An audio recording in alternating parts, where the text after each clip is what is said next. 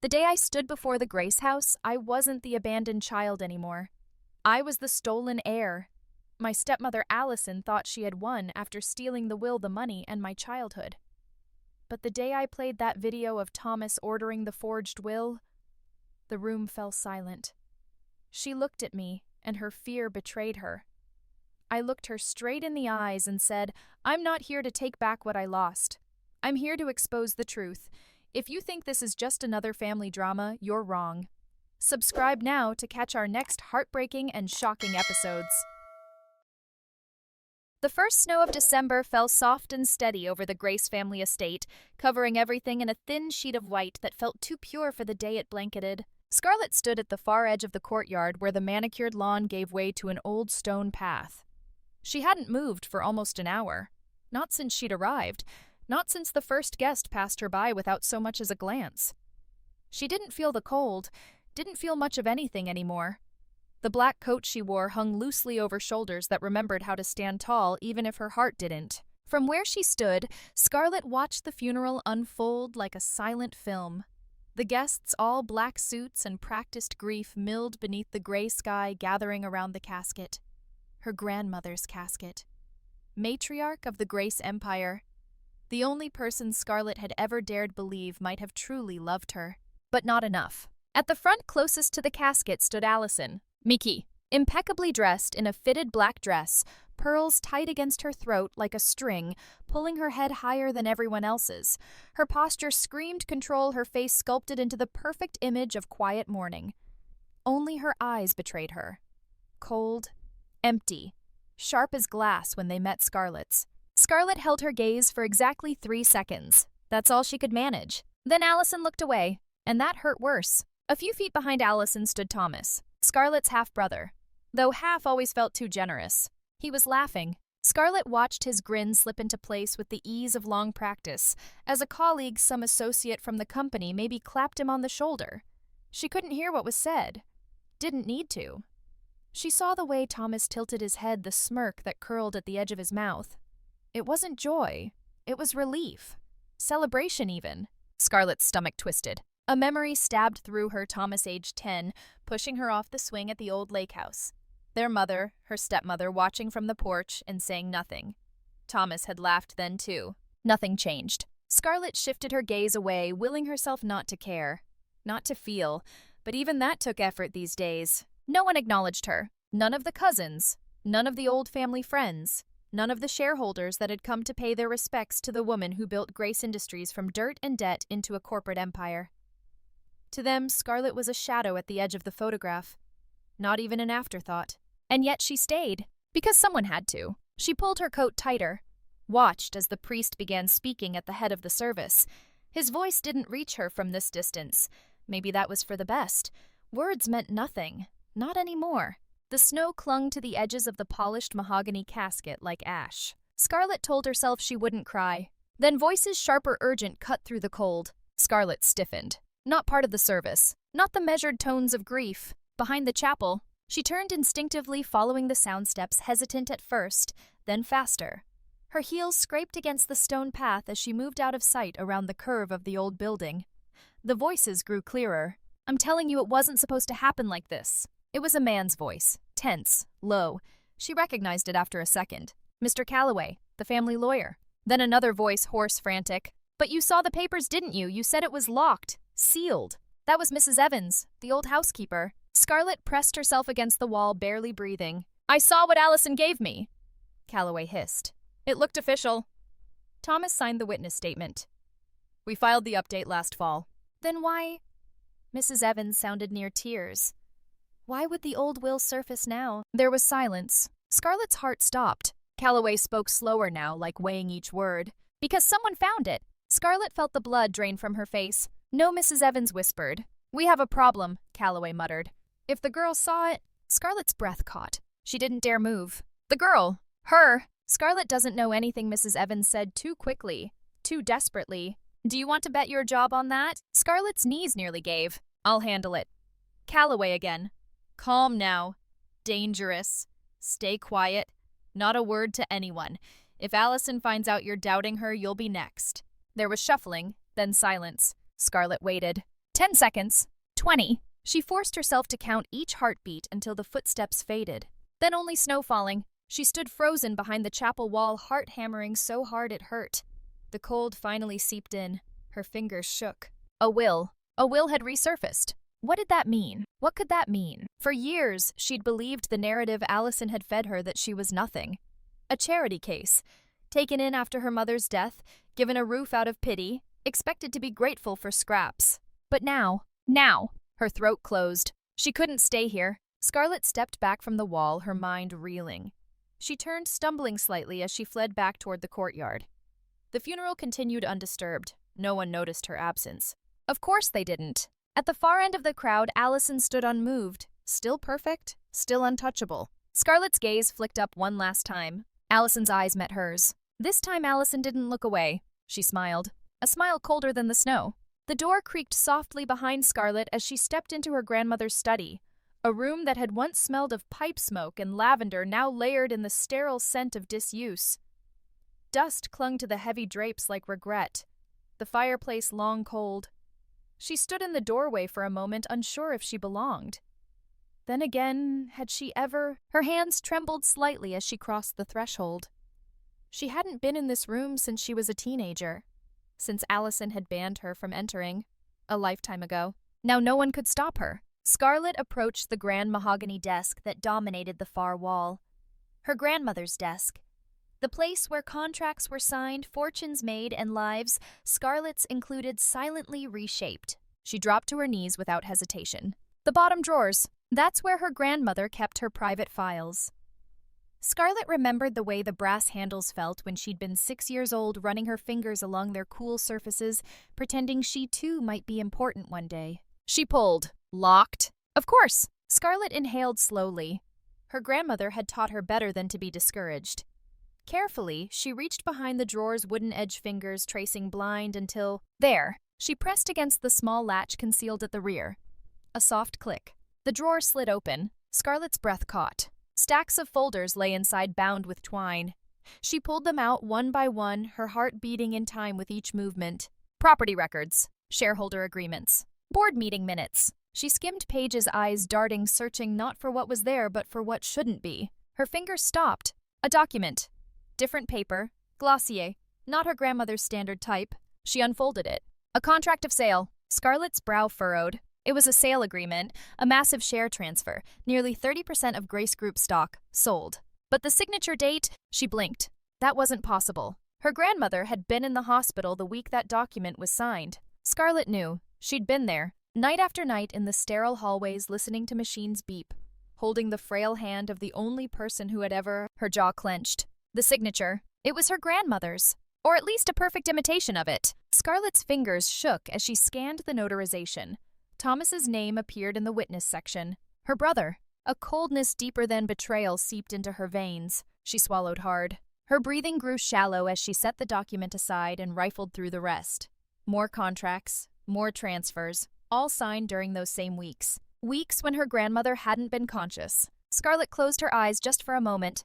Then the rage came. Controlled, precise, focused. She needed answers. Scarlett stood cradling the questionable document as if it might burn her.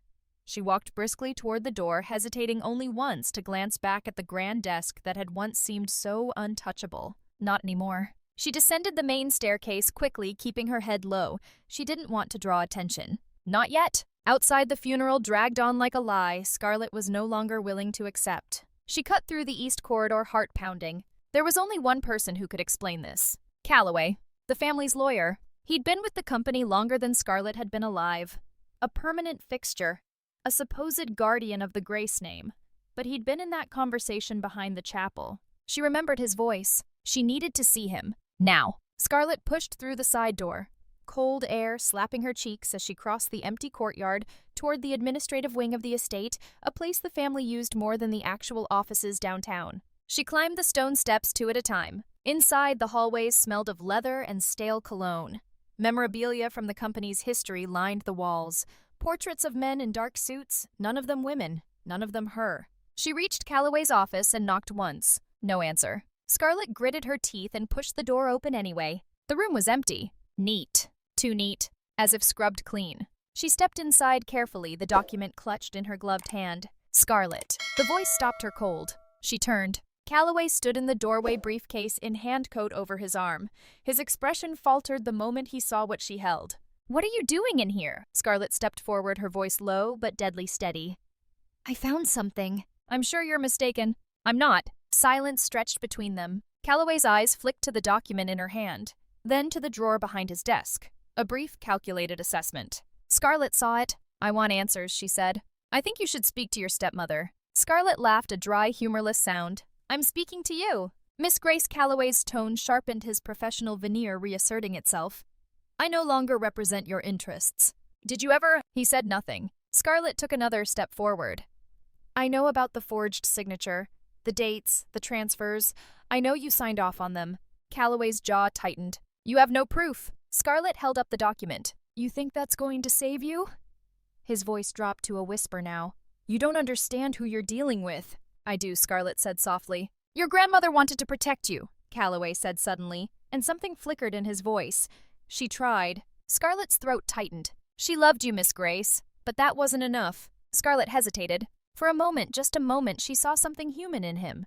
Guilt, maybe, or fear. Then he stepped aside. "I suggest you leave." Scarlett's hands trembled as she brushed past him. She didn't look back. Outside, the wind howled through the empty courtyard. Her mind spun faster than her body could follow. Her feet carried her back to the main house, back toward the one place she'd always been kept away from. The dining hall. Scarlett stopped at the heavy oak doors. Memories clawed their way up her throat. Every meal, every birthday, every Christmas. Allison at the head of the table, Thomas beside her. And Scarlett, if she was lucky, seated at the far end. No name card, no invitation, just there. Until she wasn't. Sometimes they let her eat in the kitchen, sometimes not. She pushed the doors open. The long dining table stretched before her, pristine and empty now, but she could see them all. The ghosts of her childhood. The family she was never part of. Scarlett stood in that silence, gripping the forged contract in her shaking hand. She understood now. She wasn't the outsider. She was the obstacle, and they'd removed her. But not for long. Scarlett sat alone at the small table in the corner of her rented apartment, the forged contract spread out under the dim yellow light. Her coffee had gone cold. She hadn't noticed. Her fingertips, raw from hours of flipping brittle paper, hovered above the signature line. She traced it once. Twice. It still didn't make sense. Her grandmother's name. Her grandmother's perfect sloping signature. Dated exactly 6 days after the stroke that left her unable to speak, let alone sign legal documents. Scarlett's throat tightened. This wasn't a mistake. It was a theft. And she'd been the easiest thing to steal from. The forgotten child. The one everyone assumed wouldn't look twice. Until now. She reached for her phone. Not to call anyone in the family. She wasn't that naive anymore. Instead, she opened the browser and searched corporate fraud lawyers near me. At first, she hesitated. Every name on the list felt alien. Cold. Dangerous, even. But then she reminded herself who she was dealing with. Allison. Thomas. They wouldn't play fair. Why should she? An hour later, she met him. Daniel Wren. Not old, not cheap, and not impressed by the name Grace. Which Scarlett realized was exactly what she needed. "Tell me why you're here," Daniel said, leaning back in his chair, hands steepled. His office smelled of burned coffee and exhaustion. Files littered the shelves like scars. Scarlett said nothing at first. She pushed the forged contract across the table. Daniel scanned it. His eyes narrowed, professional indifference melting into genuine concern. "That's not good," he murmured. "I know." He looked up. "Why bring this to me and not the police?" Scarlett hesitated. Her voice broke slightly when she spoke. "Because they own the police." Daniel stared at her, then nodded once. "Tell me everything." And so she did. For 2 hours, Scarlett unpacked her life. Her exile, her grandmother's silence, Allison's control, Thomas's betrayal.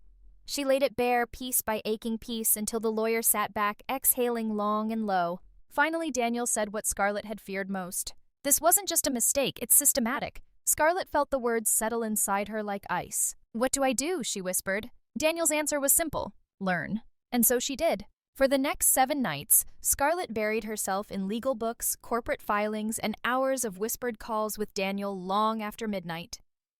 He taught her how to read shareholder agreements, how to trace shell company transfers, how to spot the tiny discrepancies buried inside thousands of pages of legalese.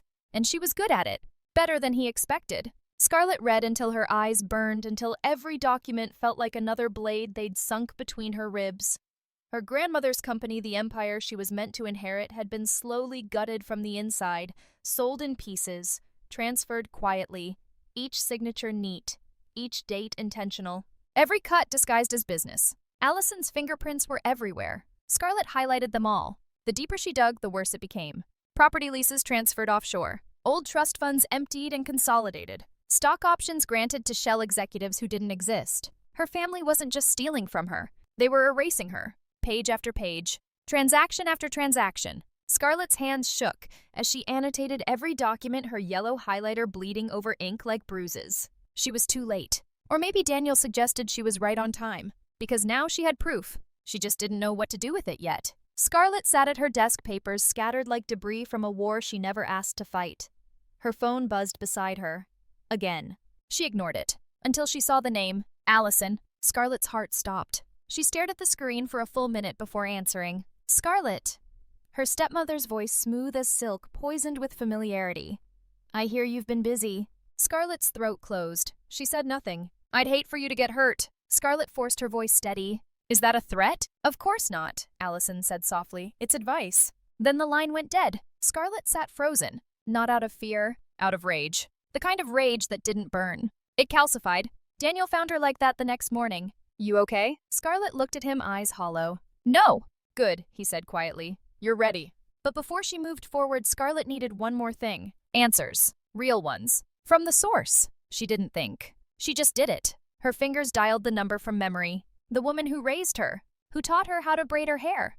Who told her once upon a time that love meant sacrifice. Allison answered after 2 rings. Scarlett. Silence stretched between them like glass. Then Scarlett found her voice. Why? Her mother's silence wasn't surprise. It was calculation. You should rest, Scarlett. I want to know why. I don't have time for this. Make time. But Allison didn't. Scarlett heard it, the curt inhale, the deliberate pause, then the click. Allison hung up. Scarlett stood in the center of her apartment, phone still pressed to her ear long after the call ended. She didn't cry. She didn't scream. She didn't even breathe. Finally, she lowered the phone. Then she reached for the folder of documents beside her. And she got back to work. Because Scarlett understood now. She wasn't looking for justice. She wasn't even looking for revenge. She was looking for the truth. And she was going to find it, even if it killed her. The eviction notice wasn't hand-delivered. It was taped. Scarlett found it on her apartment door the moment she stepped back from Clara's house.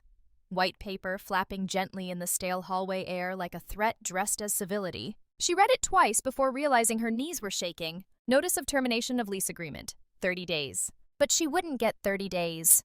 Not after the calls Allison had likely made. Scarlett tore the notice down in silence, her breath ragged. Inside the apartment, the silence felt heavier. Walls too thin to protect against the war she hadn't even started yet. She dropped the eviction notice onto the table next to the forged contract and sat down. Her phone buzzed. She knew before she looked. Blocked number. She answered anyway. Scarlett. Allison's voice. Silk. Ice. This isn't personal. Scarlett's throat burned. You froze my accounts. I protected you. From what? From yourself. Scarlett said nothing. You've been reckless. Interfering in things you don't understand. Taking things that aren't yours. I am Grace Blood. Allison's tone didn't shift, and yet no one remembers. Scarlett's grip tightened around the phone. You're not evicting me from that apartment, she whispered. Darling, you're not being evicted. Scarlett blinked. Consider it removal. The line went dead. Scarlett sat frozen. Then her phone buzzed again. A message this time. From Thomas. She opened it. One sentence. You should have stayed out of it. And below that, a photograph of a court filing. Petition for injunction. Filed in his name. Claim fraudulent presentation of falsified documents with intent to extort. Scarlett's chest caved in. Thomas was suing her for exposing their crime. The edges of her vision darkened. She couldn't breathe. Her apartment spun. She stumbled back against the wallpapers, scattering like ash. The forged contract. The eviction notice. The photograph Clara had given her. Everything slipping. Everything gone. A knock. Scarlett flinched. She hesitated. Another knock. Quieter this time. Her body moved on instinct, unlocking the door. Clara stood there. Scarlett, she said softly, let me in. Scarlett collapsed into her arms before she realized she was crying. She hated herself for it. Clara held her silent. Only when Scarlett's sobs dulled into dry gasps did Clara guide her to the table. Then without ceremony, Clara poured whiskey into a chipped mug and placed it in Scarlett's shaking hands. Drink. Scarlett obeyed. She couldn't speak. Finally, Clara broke the silence. What happened? Scarlett forced the words out. My money. Gone. Clara nodded once. I have nothing. You have the truth. Scarlett looked up, her voice raw. They're suing me. Clara didn't flinch. They want you scared. I am. Good. Scarlett froze. Clara leaned closer, her voice like a blade. Fear's honest. Fear tells you what matters. Let it sharpen you. I can't. You can. Scarlett's hands tightened around the mug until the ceramic cracked. I don't know how to fight them. Clara's gaze softened. I do. Scarlett shook her head violently. They control everything. The accounts, the property, the lawyers, they've taken everything. Clara reached out. Not everything. Scarlett's voice cracked. They took my mother. That silenced them both. Finally, Clara spoke, her voice almost a whisper. And now they're trying to take you. Scarlett blinked. What do you mean? Exile isn't new to them, Scarlett. They didn't kill Evelyn with poison. They used isolation, lies, paperwork. Scarlett's throat closed.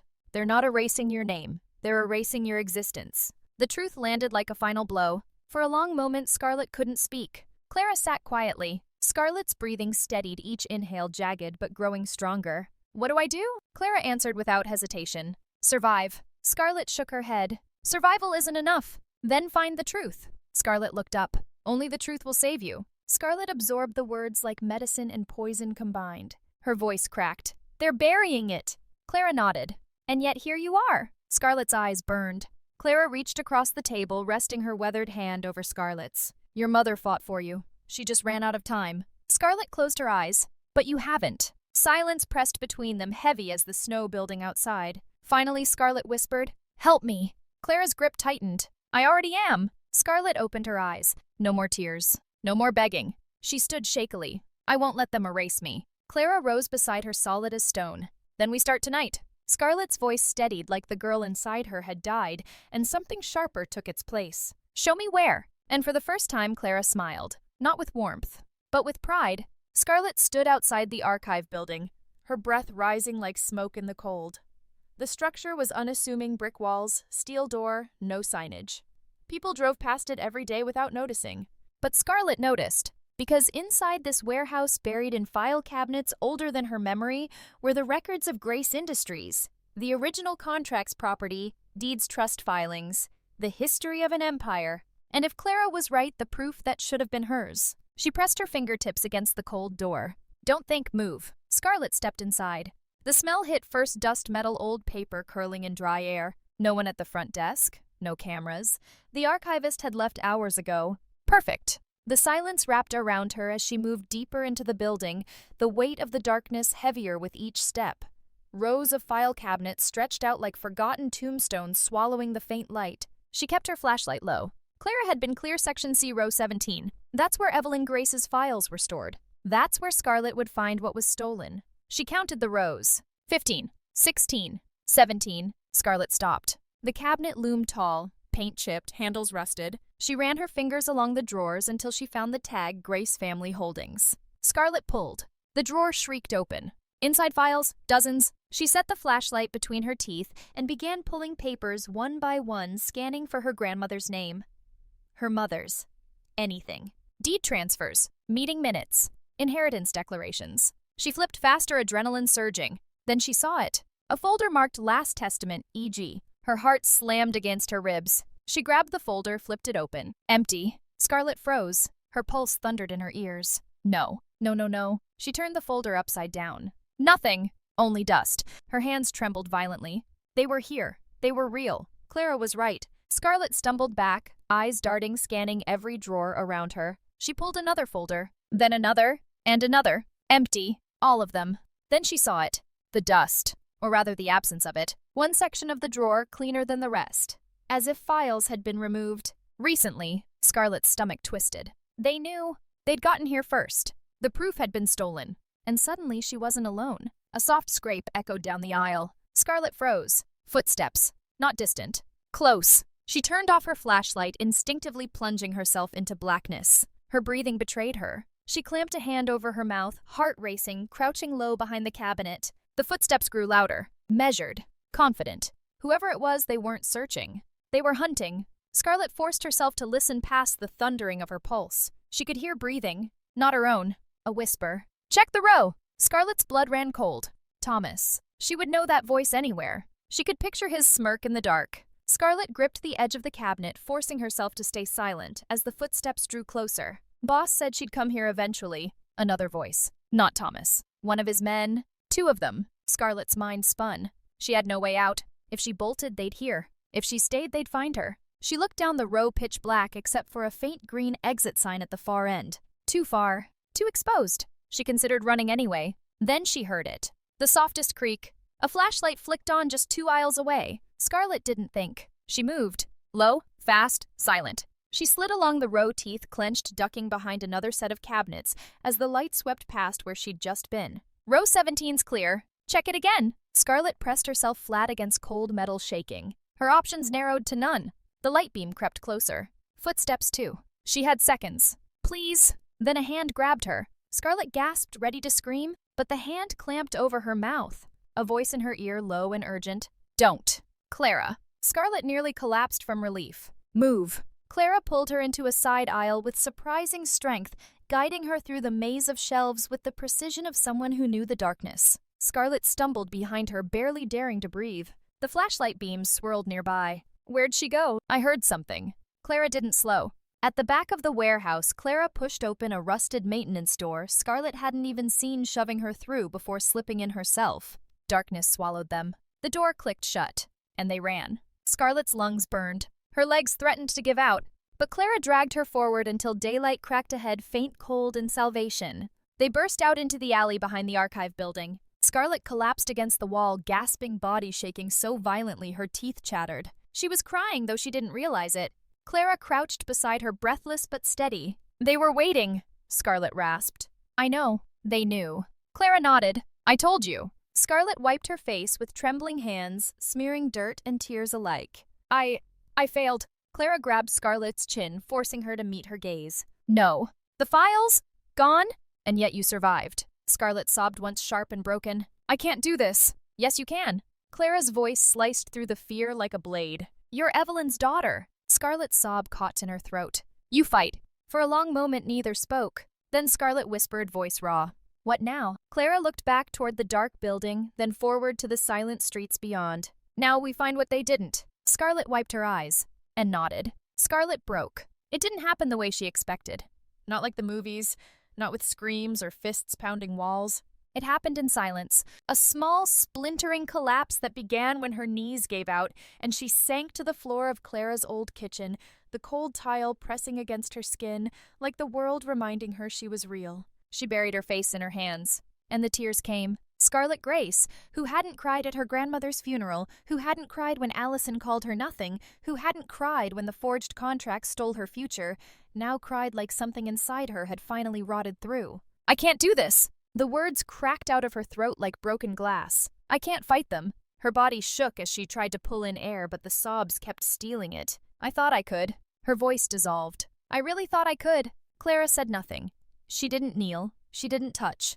She stood over Scarlett, quietly letting the storm come. Scarlett curled smaller arms, wrapping around herself, rocking slightly, like the little girl she'd once been. The girl they left outside. I tried so hard, she whispered, and the memories poured in. She remembered the first time Allison struck her. She was 7. A broken teacup. Nothing more. And Allison's voice cold as her hand. Do you know how much that cost? Scarlett had said sorry, again and again, hoping sorry would be enough to earn a mother. It never was. At 12, she remembered standing in the kitchen doorway watching Thomas get his birthday cake. His friends. His presents. Scarlett had stood there all night waiting for someone to notice.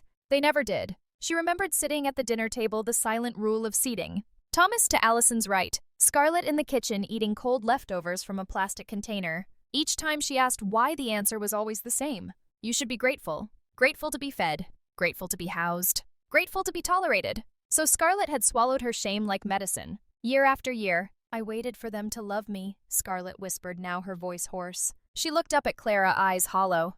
I waited, and then her voice broke. I was just a child. For the first time, Clara's face cracked. Her jaw tightened. Her eyes glistened. She stepped forward, then not like a savior, but like a soldier. She knelt, not to comfort, but to look Scarlett in the eye. You listen to me. Scarlett met her gaze through tears. Your mother knew? Scarlett blinked. What? Evelyn. Clara's voice softened. She knew what Allison was doing to you. Scarlett shook her head. No, she knew. Clara's hand tightened around Scarlett's. She fought. Scarlett's lip trembled. No, she left. She didn't. Scarlett froze. Clara's voice broke then, not from pain, but from remembering. She was trying to save you. Scarlett stopped breathing. Clara pressed on each word heavier than the last. Your mother didn't die in that accident, not by chance. Scarlett's mouth opened, but no sound came. Clara's voice dropped to a whisper. She was running. Scarlett's world tilted. She was taking you away from them. Scarlett's vision blurred. You were her heir, Scarlett. Her blood, her legacy. But more than that, you were her daughter. Scarlett gasped. She wanted to start over. Somewhere Allison couldn't find you. Clara's voice broke. She just ran out of time. Scarlett's sob cracked her ribs from the inside. No. But she remembered. She remembered the last night she saw her mother. Evelyn Grace, hair wet from rain, pulling Scarlett close, whispering that they'd be safe soon. And then the car.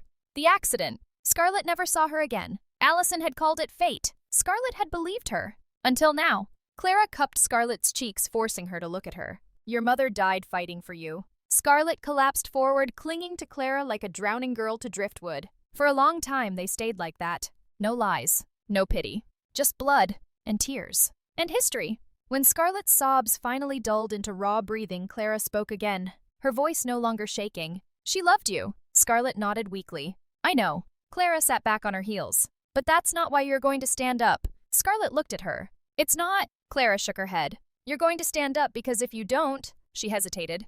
They win. Scarlett inhaled slow, painful, but steady. Her voice was fragile but true. Help me! And Clara, old, angry, unbroken. Clara nodded once. I already am. Scarlett stood outside the Grace mansion long after midnight. The house loomed against the dark sky windows, black, silent as a tomb. The same house that raised her, that rejected her, that now held answers. Clara's words echoed in her mind. Your mother died fighting for you. Scarlett adjusted the strap of her satchel, fingers trembling against cold leather. Don't hesitate. She pushed the gate open. Gravel crunched beneath her boots as she crossed the courtyard. No one knew she was here. At least she hoped no one did. The front door wasn't locked. Of course it wasn't. Why lock what you already own? Scarlett stepped inside. Silence. The smell of polished old wood and something colder greeted her. She closed the door carefully behind her. Each step felt heavier than the last as she moved through the main hall. Portraits lined the walls. Her grandmother's gaze followed her from above the grand staircase. Scarlett barely remembered being invited upstairs as a child. But now she didn't wait for permission. She climbed. At the end of the second-floor hall, behind heavy oak double doors, sat the library. Her grandmother's sanctuary, and Scarlett's prison. She hesitated only once before pushing the doors open. The air inside was different. Still, thicker. Scarlett flicked on the lamp by the door. Warm light spilled out, casting long shadows over rows of shelves stacked with leather-bound volumes. She inhaled sharply, eyes scanning the room. Everything looked untouched. But she knew better. She crossed the room to the central desk, her grandmother's desk. The same where as a child she once sat at her feet, begging to turn the pages of the books too heavy for her hands. And yet she'd been locked out for years. Scarlett circled behind the desk. There. The ledger. Not corporate files. Not business. A journal. Her grandmother's. She recognized the burgundy leather cover, the gold-pressed initials E.G. Scarlett's heart pounded. Her fingers hovered over the book like it might burn. Then she opened it. The handwriting hit her first. Graceful. Precise, unapologetic. Her grandmother's voice alive on paper. She flipped past the first pages, board meeting summaries, personal reflections, growth strategies. Scarlett skimmed, searching for her own name like a ghost chasing proof. And then she found it.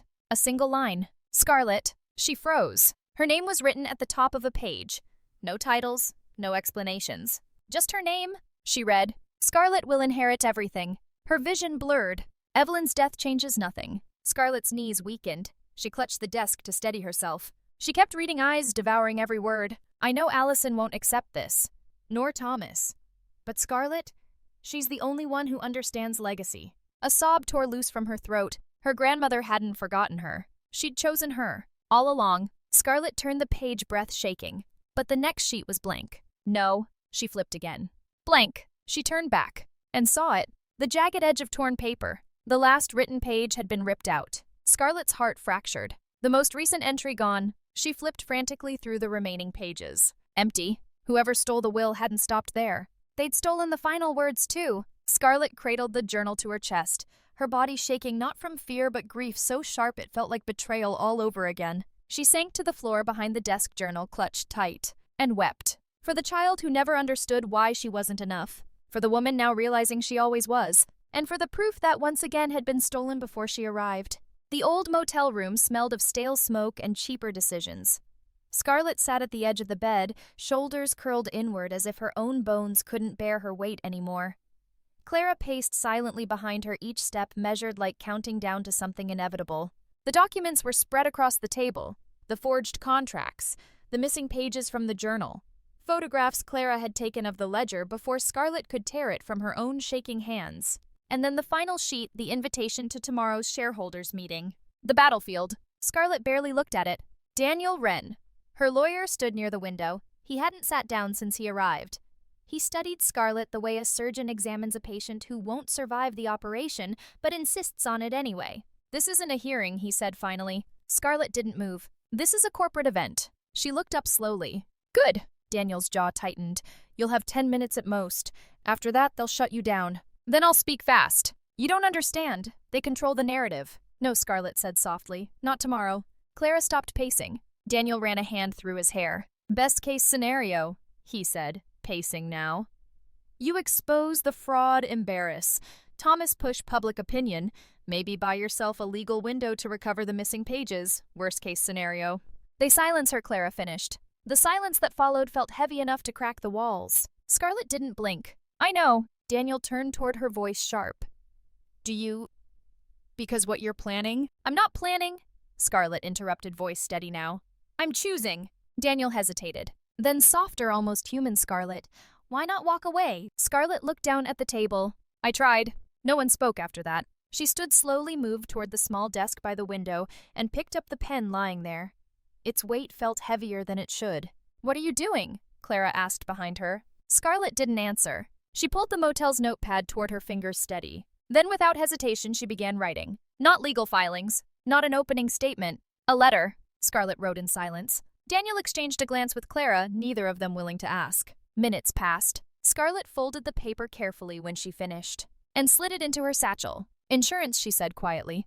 Daniel frowned. "Against what?" Scarlett's voice cracked, but not from weakness. "In case I don't come back." Clara stepped forward, her voice breaking now. "Don't say that." Scarlett met her gaze. "Clara, I'm not naive. Tomorrow's not about winning." Clara swallowed hard. Scarlett's next words came like stone. "Tomorrow either I win, or they kill me again." The silence that followed felt endless. Finally Daniel spoke. "Then we plan?" Scarlett nodded once. And they did. Maps of the boardroom. List of attending shareholders. Times. Windows, risks. If the meeting dissolved before she could speak, if they tried to eject her, if Thomas preempted with a countersuit live. Clara tracked it all. Scarlett said nothing. She only listened. Until finally Daniel looked at her. "Do you want to practice your statement?" Scarlett shook her head. "I'll speak from the only place they can't fake." Daniel frowned. "Where's that?" Scarlett looked at him. "Pain." Neither Daniel nor Clara replied. Scarlett stood slowly, gathered the documents into her satchel. She was ready. Not because she wasn't afraid, but because she'd finally accepted fear as part of her voice. Tomorrow wasn't about revenge. It wasn't even about justice. It was about the truth. Scarlett reached for the motel door, then paused. Her voice, quiet but unshakable, filled the room. "Tomorrow, either I win or they kill me again." She didn't look back. She didn't need to. Scarlett Grace had already buried the girl who wanted to be loved. Now only the air remained. Silence. That was all Scarlett heard when she stepped into the boardroom. Not because the room was silent, but because the noise meant nothing to her now. A wall of glass overlooked the skyline behind the shareholders. The morning light turned the city cold metallic. Rows of suited figures filled the long table, their backs straight, their eyes narrowed. Scarlett stood at the threshold, and across the room, Allison Grace smiled. It wasn't a welcome. It was a warning. "Miss Grace Allison," said, her voice smooth as poison. "To what do we owe this dramatic entrance?" Thomas sat to her right, lounging in his chair like a prince too bored to stand for peasants. His smile was wider, lazier, crueler. Scarlett's heels clicked against the marble floor as she crossed the room. The shareholders whispered. They all knew her name. They just didn't know her story. Not yet. "You're interrupting a private session," Thomas said casually, voice dripping with entitlement. "We're discussing future mergers. You wouldn't understand." Scarlett stopped at the head of the table, directly opposite Allison. She laid her satchel on the glass. "I'm here to discuss theft." Laughter. From Thomas first, then scattered across the table. Only Allison didn't laugh. Her eyes sharpened. "Daniel Wren." Your lawyer isn't here to represent you, Allison said flatly. Which means this isn't official. Which means you're wasting our time. Scarlett's voice didn't shake. I'm not here as your lawyer. She pulled out the flash drive and held it up. I'm here as your victim. The room shifted. Allison's gaze flicked to the drive, just once. But Scarlett saw it. And Thomas, he stopped smiling. Don't do this, Scar, he said softly, using the old nickname like a dagger. Don't embarrass yourself. Scarlett's hand didn't move. You embarrassed yourself the day you forged our grandmother's signature. A single collective inhale echoed around the table. Now the silence was real. Scarlett stepped forward. 4 weeks before her death. You transferred shares, property deeds, offshore accounts, and you thought no one would notice. She slotted the flash drive into the projector port on the conference table. Unfortunately, the screen behind Allison flickered to life. I did. And then came the video. Scarlett watched it without flinching. She'd watched it 1,000 times before. Thomas standing in this back room of the legal office speaking to 2 unknown men. His voice clear. Make sure the signature matches. She's barely conscious. They'll never know. One of the men asked about Scarlett, and Thomas laughed. She's a charity case. She won't even be in the room. Scarlett didn't look at him now. She looked at the shareholders, men and women who had ruled this company longer than she'd been alive. They were watching, hearing, believing, because truth when filmed didn't need permission. When the video ended, no one spoke. Not even Allison. Scarlett stepped closer. This isn't conjecture. She opened the folder on the table. Bank records, deed transfers, forgeries. She pushed copies down the table one after another, each document, another blade pressed against Allison's composure. Finally, Allison spoke. Stop. Her voice was low. Scarlett met her gaze. You taught me never to stop. The room waited. Allison stood. She didn't shout. She didn't argue. She said 5 words. Who gave you the footage? Scarlett smiled. You did. Allison's jaw tightened. Scarlett's voice softened. You built a house of cameras, Mother. You just forgot who was watching. The boardroom, once cold, felt suffocating now. Thomas tried to speak. I was following orders, but his voice cracked. Scarlett didn't look at him. He was no longer the threat. Allison was. And Allison knew it. Scarlett stepped forward one last time. I'm not here to beg for my place. She paused. I'm here to take back what was stolen. Allison's mask cracked then. Not fully, but enough. And Scarlett knew. She'd won the first move, and it wasn't over. For a moment after the video ended, the boardroom held its breath. Then the silence cracked. I said, shut that off! Allison's voice shattered the calm like a blade against glass. Her carefully sculpted mask snapped, the cold elegance burned away, leaving fury raw and undisguised. She slammed her hand against the conference table, eyes wild, voice hoarse. Turn it off, right now! No one moved. Not the shareholders. Not the assistants. Not even Thomas. Allison's control, the thing she had weaponized all her life, evaporated under the weight of undeniable proof. Scarlett stood still calm as the hurricane tore itself open in front of her. This is a fabrication! Allison snarled, spinning toward the board members. Her voice turned shrill. Scarlett's bitter. She's desperate. This is her revenge. The board said nothing. All eyes shifted. Not to Allison, but to Scarlett. And Allison saw it. She saw herself losing. Her pupils contracted. Her breathing faltered. She lashed out. I took care of you! She screamed across the table, voice cracking. You were nothing when your mother died. Nothing. You think that changes now? The words didn't hit Scarlett. They hit the boardroom. The true Allison Grace revealed herself not in strategy, but in spite. Scarlett watched as power slipped through Allison's shaking fingers. She didn't interrupt. She didn't need to. Allison was destroying herself. Thomas stood suddenly from his chair. I'm done. The words cut through Allison's hysteria like a cleaver. She spun. Sit down. But Thomas wasn't listening. His hands trembled as he backed toward the door, the slick confidence gone, replaced by something worse than fear-guilt. Scarlett turned, locking eyes with him. He hesitated. Thomas. He couldn't meet her gaze. Don't. But Scarlett's voice was cold now, detached. I'm not stopping you. He stepped closer to the exit. I'll disappear. Scarlett almost pitied him. Almost. But then the door opened, and the guards were waiting. Thomas froze. He realized too late. This wasn't his company anymore. Mr. Grace, one of the guards said evenly. You'll need to stay. Panic bled across Thomas's face. He looked toward his mother. But Allison was silent now, collapsed into her chair. She didn't look at him. She didn't look at anyone. Scarlett felt the air shift, and she knew. The war was over. What came next was just truth. Scarlett stepped forward. Her voice wasn't loud, but it filled the room. I didn't come here to win. Dozens of eyes locked on her. I didn't come to take back a company. She let the silence stretch. I came to show you who they really are. The weight of the moment pressed down on every person in the room. Scarlett's voice didn't shake. For years I asked why I wasn't enough, why I wasn't family, why I wasn't seen. Her eyes flicked toward Allison, who sat motionless. And today I understand. Scarlett inhaled. I wasn't invisible. She looked at the board. I was inconvenient. A murmur rippled through the shareholders. And that's why they erased me. Scarlett's eyes burned, but no tears fell. She was beyond tears. I don't want Grace Industries. She let that statement settle. I don't want their money. She turned, scanning every face. I want the truth. And then finally, I want my name back. Silence. Scarlett stood there, the broken child and the forgotten heir converging into the woman who no longer needed their permission to exist. Behind her, the screen projected the final frame of the video.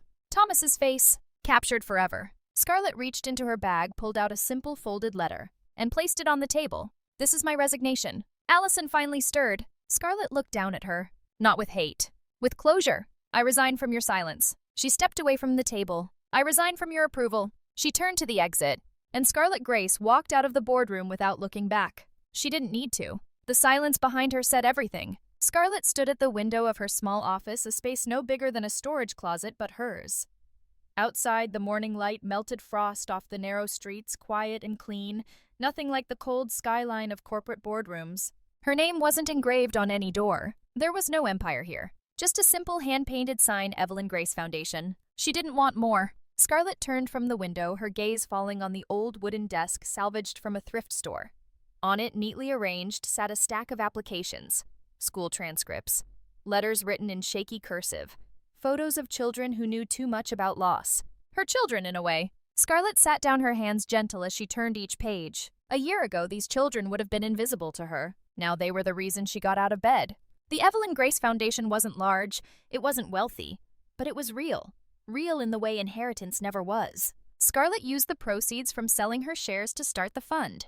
Every cent. She didn't build a memorial. She built a beginning. For them. And for herself. A soft knock interrupted her thoughts. Scarlett looked up as the door opened. One of the volunteers, an older womankind quiet, stepped inside. This came for you. She handed Scarlett a small envelope. No return address. Scarlett frowned slightly but accepted it. She waited until the door closed. Then carefully she opened it. Inside was a single sheet of lined paper folded twice. The handwriting was uneven, childish. Scarlett unfolded it. Her breath caught. Dear Miss Scarlett, I wanted to say thank you. I can go to school now. I'm going to learn how to read real books like my mom wanted. When I grow up, I want to help kids too, because you helped me first. Love, Hannah. Scarlett didn't realize she was crying until a tear splattered onto the page. She covered her mouth with one hand, trembling. She'd expected gratitude. She hadn't expected hope. Scarlett leaned back slowly, pressing the letter to her chest like it might steady the shaking. She didn't know Hannah. She'd never met her. But now she knew her name, her voice, her dream. Scarlett wiped her eyes and read the letter again, slower this time. Each word, each syllable, until she could breathe.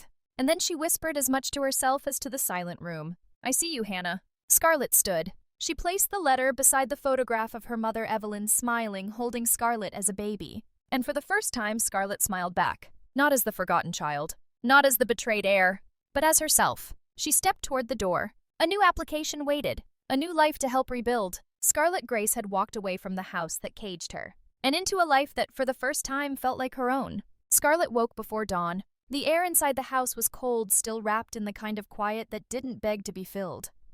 She lay there for a moment, staring at the ceiling. No alarms, no meetings, no inheritance to claim or defend. Just silence. And her. She sat up slowly, swinging her legs over the side of the bed, bare feet against old wooden floors. Her small house was nothing like the Grace estate. One bedroom, a single hallway, no family portraits, only 2 chairs. Scarlett walked to the kitchen, her sweater hanging loose against her frame.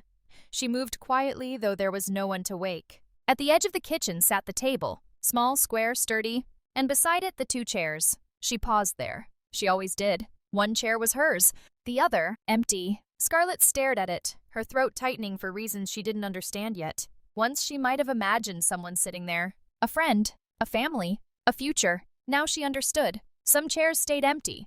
And that wasn't failure. That wasn't tragedy. It was space. A place held open not out of absence but out of acceptance. Scarlett stepped past the chairs, poured herself a cup of coffee in silence. She didn't rush. She didn't plan. She sat at her place, the first chair. The other remained undisturbed. Steam rose from the chipped mug between her hands. She watched it curl. She breathed. And then softly she whispered the words she never would have believed months before. Not everyone who leaves is a loss. Her voice cracked, but not from sadness. From release. Scarlett sipped the coffee slowly. She thought of her mother, of the house that wasn't a home, of Allison's voice and Thomas's laughter and all the years she'd measured herself against people who never once turned their chairs toward her. She closed her eyes and smiled. Just once. Faint, fragile, but real. She looked at the empty chair across from her, and for the first time didn't feel alone. She felt whole. Scarlett didn't need someone to fill the seat. She needed to know she'd left space for someone to choose it. And if no one ever did, she'd still be okay. She was already home. Outside, the sun broke gently over the hills, casting pale light through the window onto the two chairs, one occupied, one waiting. Scarlett sat in the morning quiet, her heart steady. She had learned to let go, and in doing so, she had finally learned to live. The letter came late in the afternoon. Scarlett found it tucked beneath the door, a small envelope with no return address. Her name written in handwriting she hadn't seen in weeks. She knew before she opened it. Clara. Her fingers trembled, but not from fear. Not this time. She stood in the center of the house, the light falling gold and soft through the windows. She peeled the envelope open slowly, carefully, as though rushing might break something sacred. Inside was a single sheet of paper. Scarlett unfolded it. Scarlett. I thought about calling. But some things belong on paper. Your mother would be proud of you. Not for what you fought, for what you let go. Clara. Scarlett's breath caught. She stood there for a long time, silent. Then, like a wave rising too slowly to see until it crashed, the tears came. But not like before. Not the ragged, desperate sobs of someone breaking. This time the tears fell warm, soft. Scarlett didn't cover her face. She let them fall. She wasn't crying from grief, not from anger, not from the hunger to be seen. She cried because for the first time in her life she felt free. She folded the letter carefully, not hiding it away, but laying it gently beside the photograph of her mother on the mantel. Then Scarlett crossed the room. She knelt beside the old chest in the corner, the one where she kept the documents, the records, the plans. And she pulled out the envelope she'd sworn never to touch again. Her goodbye letter. Scarlett held it in her hands. The words inside, written in a darker time, still burned her fingertips. The day before the shareholder meeting, she had written every syllable like a confession. Because back then she hadn't believed she would survive. Not the company, not the family, not herself, but she had. She had survived. Scarlett stood slowly. She walked to the fireplace, and without ceremony she tore the letter once, then twice, then into shreds. She watched the pieces fall into the empty grate. She didn't need them anymore. She didn't need a way out. She had found a way through. Scarlett sat down in front of the fireplace, empty-handed, heart full. She breathed and whispered softly into the silence, I'm still here. Not waiting, not begging, not broken. Simply here. Alive. Enough. Free. Scarlett walked slowly through the park, her steps light against the gravel path. The morning air was crisp, pure. The sky stretched wide and unbroken above her. Trees swayed gently in the breeze, golden light filtering through branches like soft applause. She liked it here. Not because it was grand, but because no one knew her name. No one here cared who she had been, only who she was now. A woman who had survived. Her pace was unhurried. She passed a wooden bench where a mother read to her son. A jogger nodded as he ran past. Scarlett smiled softly in return. She felt weightless. For the first time, she wasn't chasing anything. She stopped near the pond. Ducks cut slow patterns through the water. Children laughed somewhere behind her. Scarlett closed her eyes, breathed in, and let go. Behind her, small footsteps approached. A hand, small and warm, slipped into hers. Scarlett looked down. Hannah, the little girl from the letter, her dark hair, tangled eyes bright and curious. She said nothing. She didn't need to. Scarlett squeezed her hand gently. Together they stood in silence. Then without words, Scarlett began walking again. And Hannah walked beside her. No destination, no victory to claim, just movement, just life. Scarlett looked ahead, her voice a whisper meant for herself and the morning air. Sometimes, winning isn't taking back what was stolen. Her gaze softened. Sometimes, winning is realizing you never needed it. She glanced at Hannah, at the child she didn't save but who somehow saved her. Scarlett smiled, a real whole unbroken smile. And then with the sunlight warming their shoulders, Scarlett and Hannah walked forward hand in hand. No empire behind them. No ghosts, no past, just two people, walking. The camera pulled back slowly as their figures grew smaller against the open park. Scarlett didn't look back. She didn't need to. She had already left. The screen faded to white, then to black. And in that silence at the very end, her voice returned soft, steady, whole. Not everyone who walks away is lost. Fade out.